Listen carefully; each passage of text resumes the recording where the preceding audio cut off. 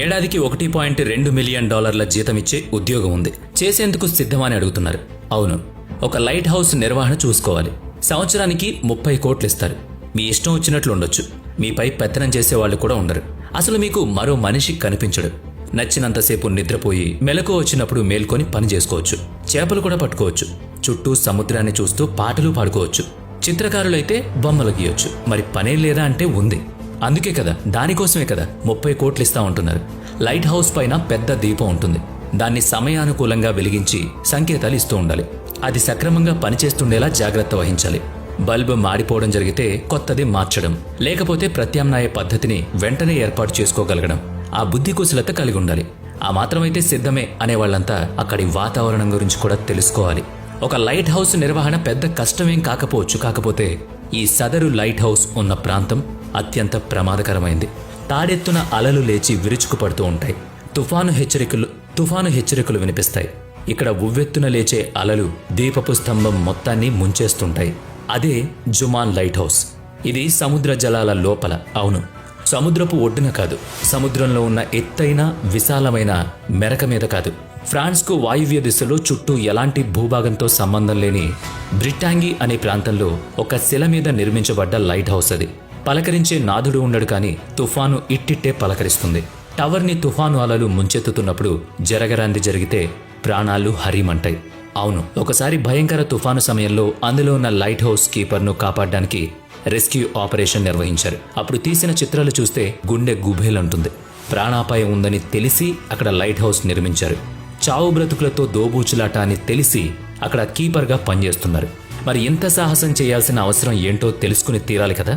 ఆ దీపపు స్తంభం ఎప్పుడూ వెలుగుతూ ఉండాలంటే ఆ మాత్రం తెయింపు ఉండాల్సిందే. మరి పురాతన కాలంలో రహదారులు లేని రోజుల్లో జలమార్గమే ప్రపంచ యాత్రికులకు, నావికులకు, వ్యాపారులకు, దండయాత్రలు చేసే వలస పాలకులకు అనువైన రవాణా మార్గంగా ఉండేది.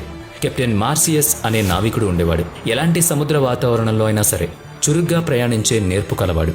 అప్పట్లో నౌకలు పూర్తిగా చెక్కతోనే తయారయ్యేవి.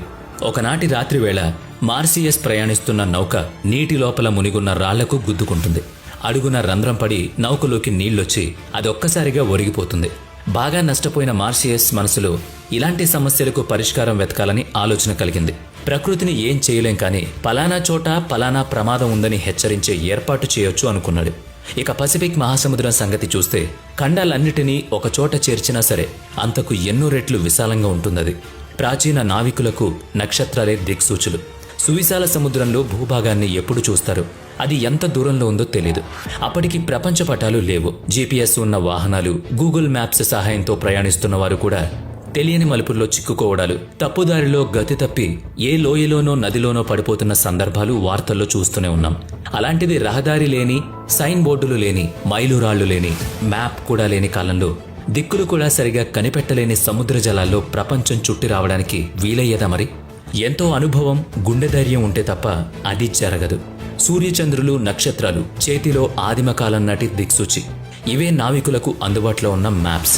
రాత్రిపూట తుఫాను ముంచుకొచ్చిందనుకోండి, మరి ఆకాశంలో నక్షత్రాలు కనిపించవాయే. మరి ప్రయాణం ఎటువైపు కొనసాగించాలో అర్థం చేసుకోవడం వీలయ్యేదనా? కెప్టెన్ ఏం చెయ్యాలి? తమ నౌకను ఎటు నడపాలి తెలియదు కదా. తెల్లవారి చూస్తే చుట్టూ సముద్రమే. గమ్యం ఎటుందో గందరగోళంగా అనిపిస్తుంది. సమయ నష్టం, శ్రమ నష్టం, ఆహారం దొరకదు, కనీసం త్రాగునీరు కూడా ఉండదు.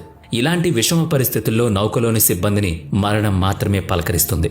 వారికి శాంతి కలిగించే బంధువు అదొక్కటే. మరి సముద్రపు నీటిని మంచినీటిగా మార్చుకునే సదుపాయం అప్పటికి లేదు. నీళ్లలోనే ప్రయాణిస్తూ దాహానికి చనిపోవడం ఎంత దారుణంగా ఉంటుందో ఒక్కసారి ఊహించండి.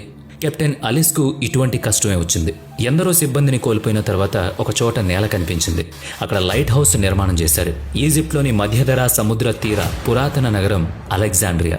చక్రవర్తి 2వ ఫిలిప్పియన్స్ ఫెటాల్మీ కాలంలో అంతర్జాతీయ వాణిజ్య కేంద్రంగా విలసిల్లిన నగరం అది. ఆనాటి చిత్రపటం చూస్తే సముద్రం లోపల నుంచి తీరానికి వెళ్లే మార్గంలో పెద్ద చిన్న చాలా శిలలు కనిపిస్తాయి. వాణిజ్య నౌకలు చీకటి నెలలో ఆ మార్గం గుండా తీరానికి చేరుకునే సందర్భంలో నీటి లోపలున్న రాళ్ల కొండను ఢీకొని మునిగిపోయేవి. సరుకు నీటిపాలయ్యేది. ఆ మార్గంలో అలెగ్జాండ్రియాలో మజిలీ చేరడం ద్వారా అందరికీ వాణిజ్యపరంగా మంచి లాభదాయకంగా ఉండేది. కానీ మార్గం చూస్తే శిలా కంటకం. చక్రవర్తి ఫెటాల్మీ అద్భుత వాస్తు నిపుణుడు తెలివైనవాడు అయిన స్టాటస్ ఆఫ్ సెనిడస్ ని పిలిచి తమ రాజ్య నావికా మార్గాన్ని సురక్షితం చేసే ఉపాయం ఆలోచించే బాధ్యతను అప్పగించాడు. ఫెటాల్మీ సెనిడస్లు కలిసి అద్భుతమైన ఉపాయాన్ని ఆలోచించారు. అదే దీపస్తంభ నిర్మాణం. సముద్రంలో ప్రయాణించే నావికులకు సురక్ష మార్గాన్ని సూచించే వెలుతురు సంకేతం. నీటిలో ఉండి పైకి కనిపించని రాళ్లు, ప్రమాదకరమైన అలల తీవ్రత కనిపించేలా చేసే దీపకాంతిని ప్రసరింపజేసే లైట్ హౌస్ నిర్మాణం జరిగింది. అయితే అది పురాతన కాలపు అద్భుత నిర్మాణం కానందున అప్పటికీ ఎవరూ ఊహించలేదు. లైట్ హౌస్ను 384 అడుగుల ఎత్తున తెల్లని పాలరాతితో నిర్మించారు. ఆ దీపపు స్తంభం పైన పెద్ద ఎత్తున నిప్పు రాజేసేవాళ్లు. చమురు, కట్టెలు ఉపయోగించి ఆ నిప్పును ఎల్లవేళలా వెలిగిస్తూ ఉండేవాళ్లు.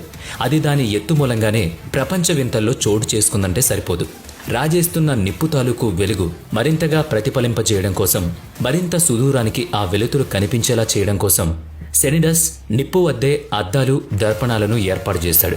అది గొప్ప విశేషం. ఫలితంగా సముద్రం మీద మైళ్ల దూరానికి కూడా వెలుతురు కనిపించేది.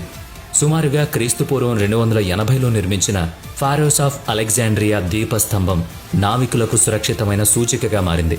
తర్వాత ప్రపంచవ్యాప్తంగా సముద్ర తీర నగరాల వెంబడి లైట్ హౌస్ల నిర్మాణం జోరందుకుంది. ఒక కొత్త ఆలోచన, ప్రయోజనం అక్కడితోనే ఆగిపోదు. అది మరిన్ని అవకాశాలను, మరింత అభివృద్ధిని జోడిస్తుంది. లైట్ హౌస్ల ఉపయోగం సముద్ర వాణిజ్యాన్ని వేగవంతం చేసింది. వాణిజ్య నౌకల రద్దీ పెరిగింది. తీరం వెంబడి లైట్ హౌస్లు ఉన్నాయి, నిజమే. అయితే సముద్రంలో బాగా లోపల కూడా పైకి కనిపించని పర్వతాలున్నాయి. వాటి మొనదేలిన శిఖరాలు నీటిలో దాక్కుని ఆ మార్గంలో వెళ్లే నౌకలను కబళిస్తున్నాయి. దీంతో కొత్త ఆలోచన చేయాల్సొచ్చింది. ఉన్న ఆలోచననే అక్కడ కూడా అమలు చేశారు. అక్కడ శిలల మీద లైట్ హౌస్లను నిర్మించారు. కనుకనే ప్రపంచవ్యాప్తంగా పలుచోట్ల ఎక్కడా నేల లేకపోయినా సముద్రం మధ్యలో ఉన్న శిలల మీద నిర్మించిన లైట్ హౌస్లు కనిపిస్తున్నాయి. ఒడ్డున ఉన్న వాటికైనా, సముద్రంలో ఉన్న వాటికైనా రోజు కట్టెలు, చమురు, బొగ్గు వంటివి సరఫరా చేయడం సులువు కాదు కదా. కాలక్రమంలో కొవ్వొత్తులు, గ్యాస్ దీపాలు, నూనె దీపాలు కూడా వాడుకలోకి వచ్చాయి. అయితే వీటి కాంతి పరిమితమే. విద్యుత్ కనిపెట్టాక, విద్యుత్ దీపాలు తయారయ్యాక లైట్ హౌస్లో ఎలక్ట్రిక్ బల్బులు కాంతి చోటు చేసుకుంది. కాంతివంతమైన వెలుతురును మైళ్ల దూరానికి సైతం ప్రతిఫలింపజేయడానికి కటకాలను, అనగా లెన్స్లను ఉపయోగిస్తారు. లైట్ వెనుక రిఫ్లెక్టర్లను ఉంచి కాంతిని ప్రసరింపజేసిన 1800 కాలం నుంచి నిపుణులు ఒక విషయం గమనించారు. లెన్స్ను దీపానికి ముందు ఉంచితే ఆ వెలుగు మరింత కాంతివంతం అవుతున్నట్లు గమనించారు. అయితే లెన్స్ మందం ఎక్కువగా ఉంటే కాంతి తక్కువగా ప్రసరింపజేసేది. ఆ సమయంలో ఫ్రెంచ్ భౌతిక శాస్త్రవేత్త, ఇంజనీర్ ఫెస్నెల్ ఒక ఆలోచన చేశాడు. అతను లెన్స్ను పలుచగా చేసి ఆకారాన్ని కూడా నొక్కులుగా మార్చాడు. అప్పుడు కాంతి మొత్తం ఒకే ప్రాంతం వద్ద కేంద్రీకృతమైంది. అప్పుడు ఆ కాంతిని కావాల్సిన దిశ వైపు తిప్పుతూ ఉండొచ్చు. ప్రస్తుతం చాలా వరకు లైట్ హౌస్లలో ఫ్రెస్నెల్ లెన్స్నే ఉపయోగిస్తున్నారు. లైట్ హౌస్ల సాంకేతికతలో ఇదొక విప్లవాత్మకమైన మార్పు. రాజు తలుచుకుంటే దెబ్బలకు కొదవ అంటారు కదా. ఇదిగో అలా ఒక రాజుకు వచ్చిన ఆలోచనలోంచి పుట్టిన ఒక ఉపాయంతో ఈరోజు ప్రపంచ సముద్ర మార్గాల్లో సురక్షిత ప్రయాణానికి సహాయపడుతున్న లైట్ హౌస్ల నిర్మాణం జరిగింది. ఇంతకీ జుమాల్ లైట్ హౌస్లో లైట్ కీపర్గా పనిచేసే గుండె ధైర్యం ఉన్నవాళ్లు ఆ దేశాన్ని సంప్రదించొచ్చు. అలా మీరు చేసేటప్పుడు ఆ కబురు మాకు కూడా చెప్తే మేము, మన స్నేహితులు సంతోషిస్తాం. ఏమంటారు? అంటారా? మరి సముద్ర వాణిజ్యానికి, సముద్ర యాత్రికులకు, సముద్రంలో ఉండే నావికా దళాలకు ఈ లైట్ హౌస్ల మూలంగా గొప్ప ప్రయోజనం ఉంది. కనుకే కీలకమైన, సున్నితమైన ప్రాంతాల్లో కట్టిన లైట్ హౌస్లలో ఉద్యోగ బాధ్యతలకు కూడా ఎంతో విలువైనవిగా పేరు తెచ్చుకున్నాయి. అదేం ఆషామాషి వ్యవహారం కాదు. ఒంటరిగా ఉంటూ ఎంతో జాగ్రత్తగా లైట్ హౌస్ నిర్వహణ వహించడం సాహసోపేత వృత్తి అని మనందరం తెలుసుకోవాలి. మరి ఈ లైట్ హౌస్ జాబ్పై మీ అభిప్రాయం ఏంటి? కామెంట్ చేయండి.